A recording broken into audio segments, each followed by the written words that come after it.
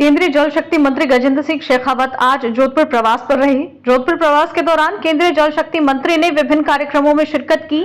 इसी कड़ी में केंद्रीय जल शक्ति मंत्री गजेंद्र सिंह शेखावत, भाजपा किसान मोर्चा के राष्ट्रीय अध्यक्ष राजकुमार चाहर, एमपी की पूर्व मंत्री और प्रवक्ता अर्चना चिटनीस ने केंद्र सरकार के 9 साल पूरे होने के उपलक्ष्य में आयोजित कार्यक्रमों को लेकर मीडिया से बात करते हुए मोदी सरकार की उपलब्धियों को गिनाया तो वहीं कांग्रेस पर निशाना साधा।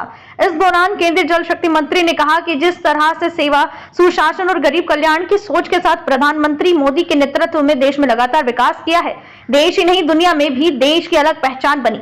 नवभारत समाचार जोधपुर राजस्थान से संजय असोपा की रिपोर्ट। देखिए, राजस्थान में 2 तरह के विषय,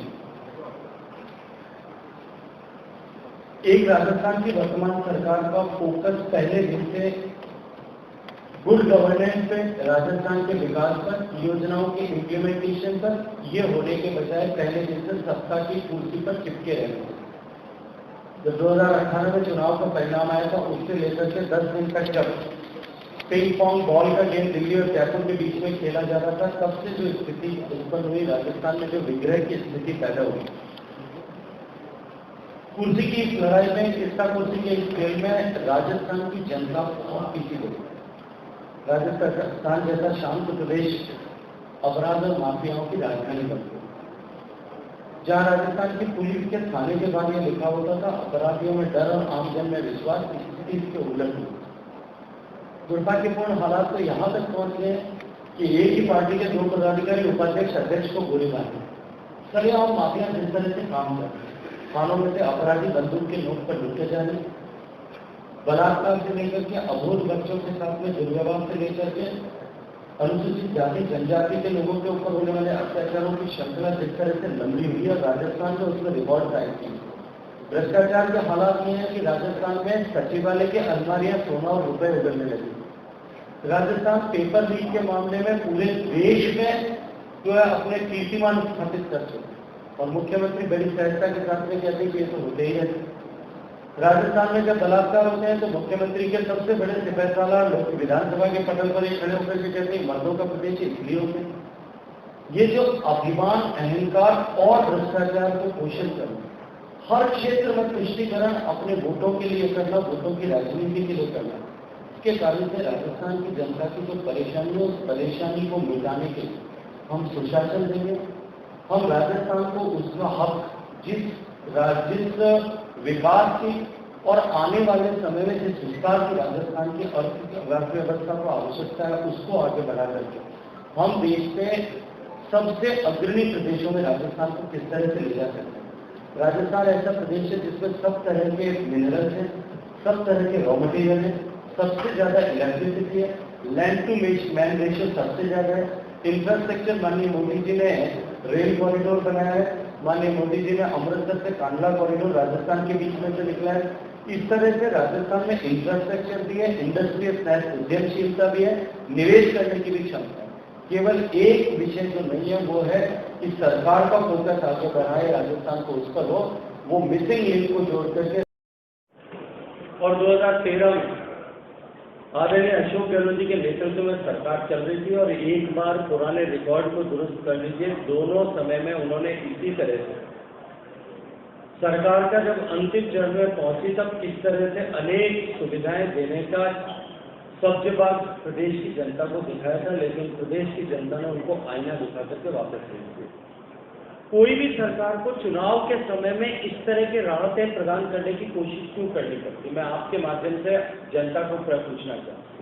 वो इसलिए करनी पड़ती है कि जब सरकार ये मान लेती है कि हमने पिछले 4.5 पौने 5 साल में जो काम किया है,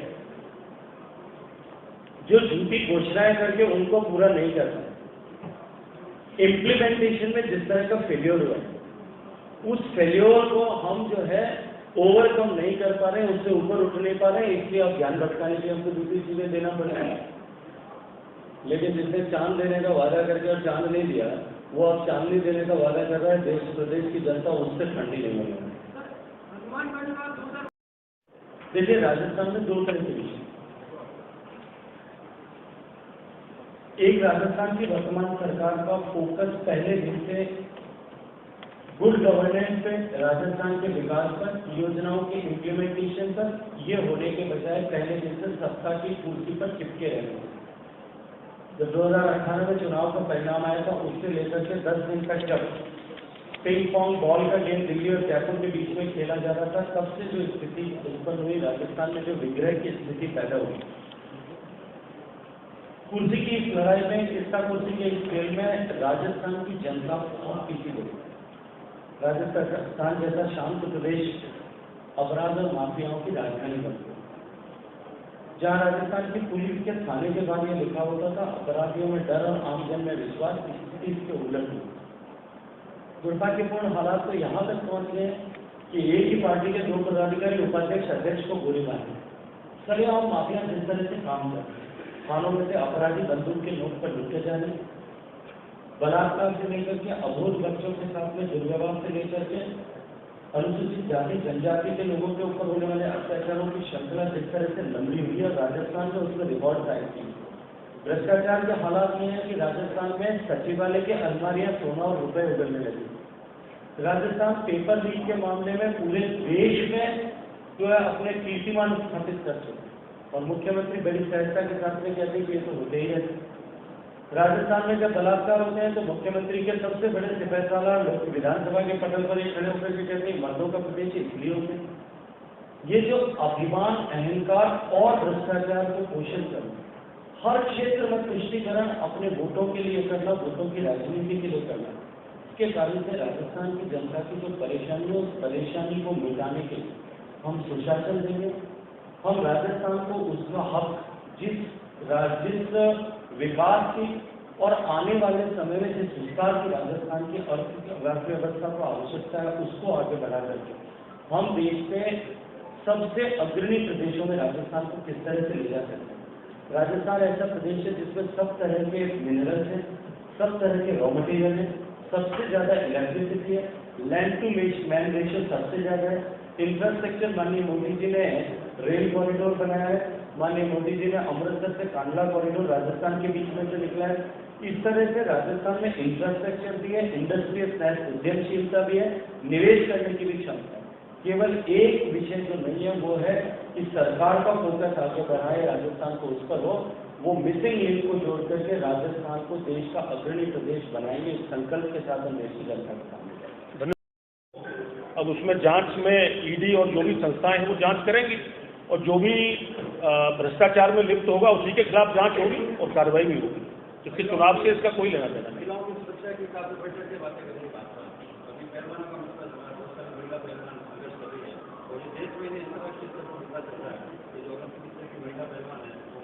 देखिए, अभी पिछले दिनों देश के गृह मंत्री आदरणीय श्री अमित शाह जी के साथ महिला पहलवानों की बातचीत हुई, और उसके बाद महिला पहलवान और बजरंग पूनिया जो भी हैं वो सब लोग अपने रेलवे में कार्य कर भी लौटे हैं। और अनुराग ठाकुर साहब जो हमारे केंद्रीय युवा और खेल मंत्री हैं, सूचना प्रसारण मंत्री, उन्होंने भी महिला पहलवानों के साथ बातचीत की है। FIR दर्ज है, उसकी जांच हो रही है, और जांच में जो भी होगा उस पर कार्रवाई होगी।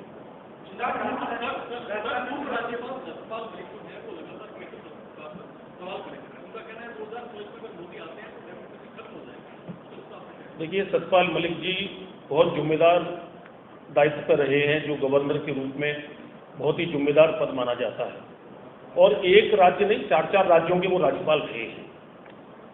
सतपाल मलिक जी के द्वारा जो भी बातें कही गई हैं, मैं समझता हूँ सामान्य नागरिक भी इन बातों को नहीं करेगा। बड़ी बेबुनियादी, झूठी और फर्जी मनगढ़ंत बातें सतपाल मलिक जी कह रहे हैं, और कहीं न कहीं वो ऐसी बातें कर रहे हैं जो पाकिस्तान उन बातों को करता है, जिन बातों को विपक्षी दलों के नेता जो हताश और निराश हैं वो उनको करते हैं। मैं समझ नहीं सकता आखिर वो चाहते क्या हैं। जो मैं समझ पाया हूँ वो एक भोली भाली किसान कौम है, जो परिश्रमी कौम है, उसको बहकाने का काम कर रहे हैं, लेकिन उनको गलतफहमी है। देश का किसान और परिश्रमी कौम ये सब माननीय मोदी जी के साथ है, उनके दुष्प्रचार से कुछ होगा नहीं। वो दुष्प्रचार कितना भी कर लें, देश की जनता, देश का किसान और देश का नौजवान, ये सब देश के प्रधानमंत्री आदरणीय श्री नरेंद्र मोदी जी के साथ है। भाई साहब, एक मिनट। भारतीय जनता पार्टी जोधपुर लोकसभा क्षेत्र में आयोजित आज इस पत्रकार वार्ता में जैसा कि माननीय जिलाध्यक्ष जी ने बताया, हम सब सौभाग्यशाली हैं कि हमें भारतीय जनता पार्टी के वरिष्ठ नेता, सांसद और भारतीय जनता पार्टी के एक बहुत प्रमुख स्तंभ किसान मोर्चा के राष्ट्रीय अध्यक्ष आदरणीय राजकुमार चाहर जी और भारतीय जनता पार्टी के अत्यंत वरिष्ठ नेत्री जो हम सब की विद्यार्थी परिषद के समय से मार्गदर्शक रही हैं, मध्य प्रदेश सरकार की पूर्व मंत्री, पूर्व विधायक आदरणीय अर्चना चिटनीस जी का मार्गदर्शन मिलेगा। ये दोनों ही प्रेस वार्ता को संबोधित करेंगे। मैं सिर्फ इतना आप सब लोगों के सामने निवेदन करना चाहता हूं कि एक बहुत लंबी कालरात्रि 10 साल तक जिस तरह से देश में एक परिवार ने रिमोट कंट्रोल से शासन किया और उस शासन के चलते देश में जिस तरह की परिस्थितियां बनी, मल्टीपल पावर सेंटर्स होने के चलते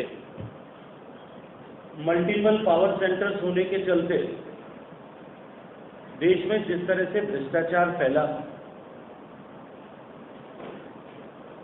देश आर्थिक, सामाजिक, कूटनीतिक, राजनयिक हर मोर्चे पर विफल होता गया और भारत की छवि पूरे विश्व भर में एक कमजोर देश की ऐसी बनी।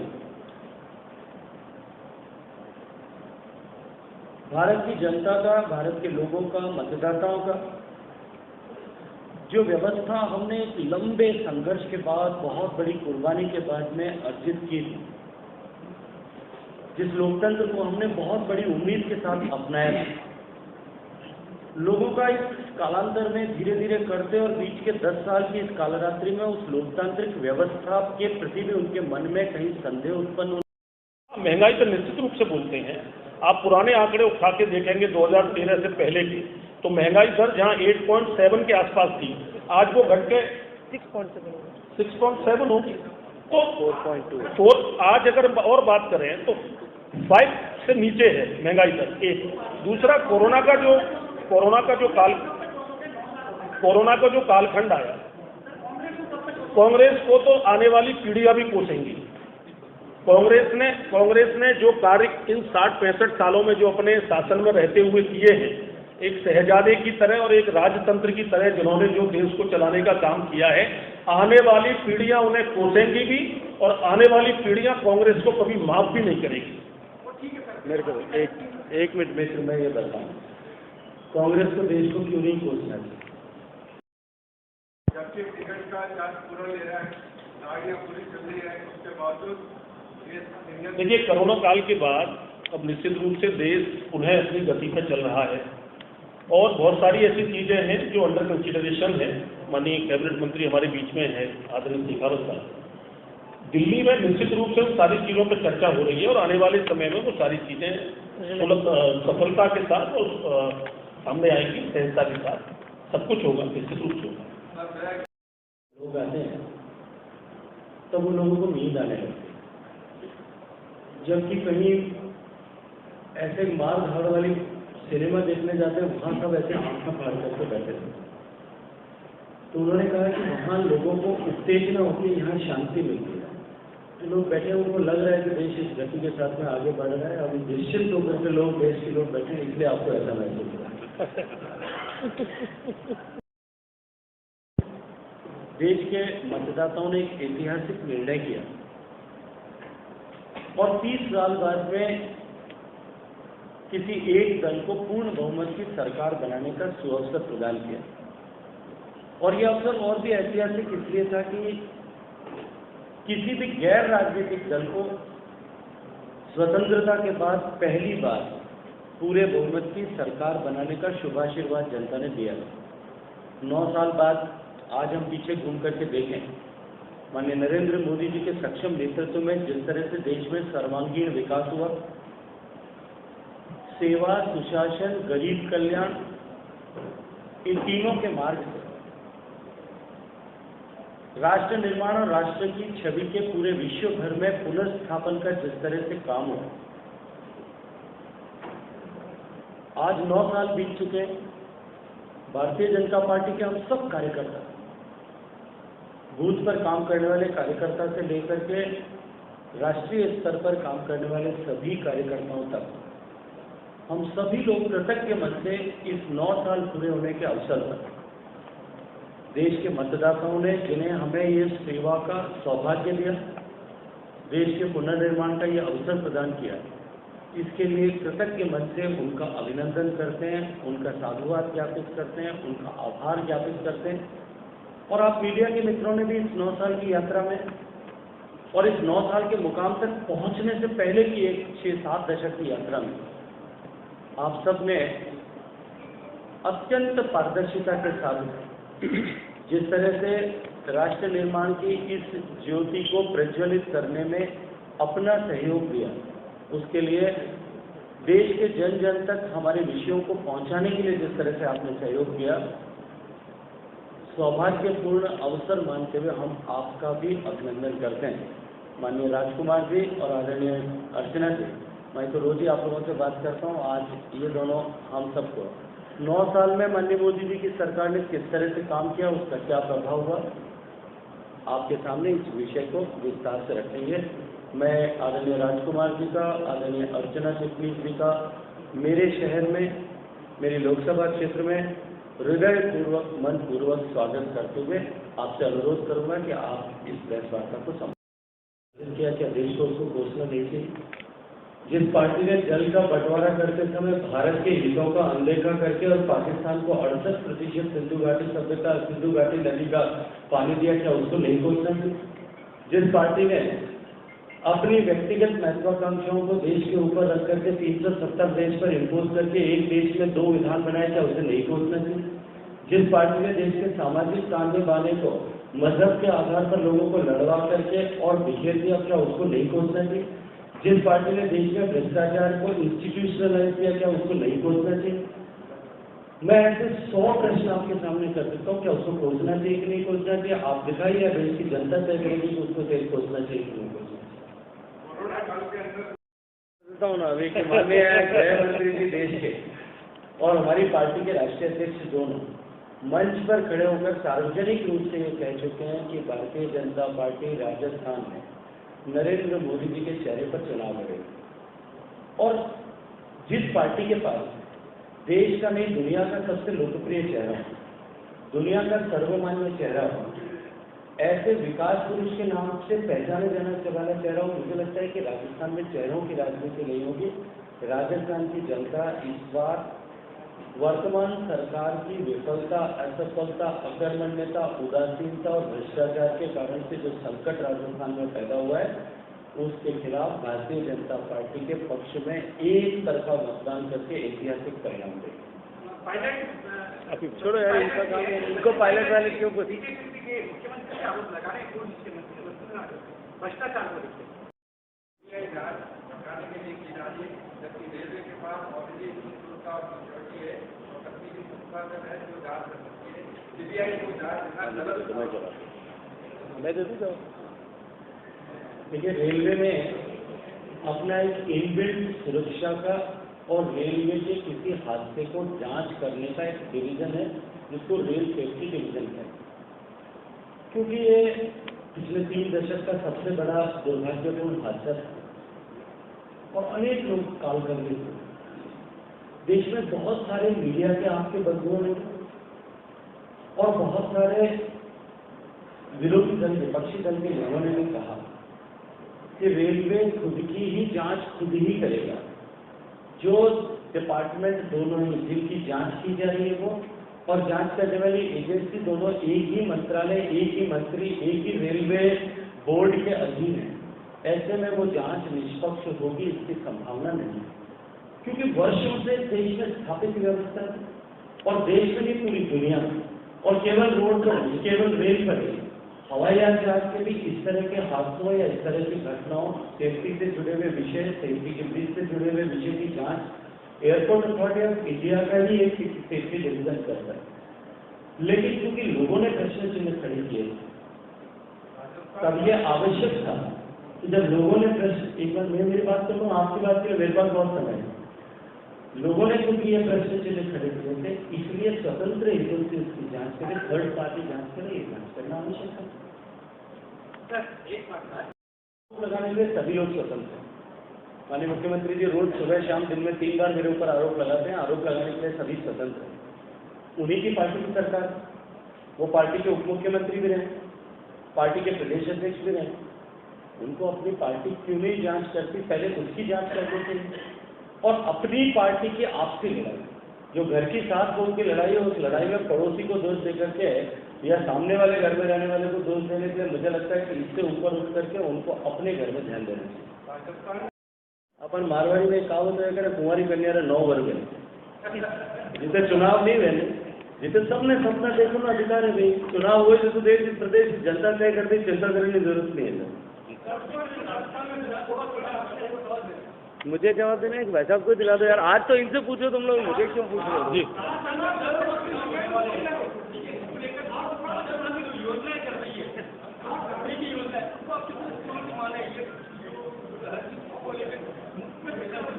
देखिए, इसका अर्थ ये है कि कांग्रेस पार्टी के नेता और राजस्थान के मुख्यमंत्री अशोक गहलोत जी ने ये मान लिया है कि वो सरकार में आने वाले नहीं हैं।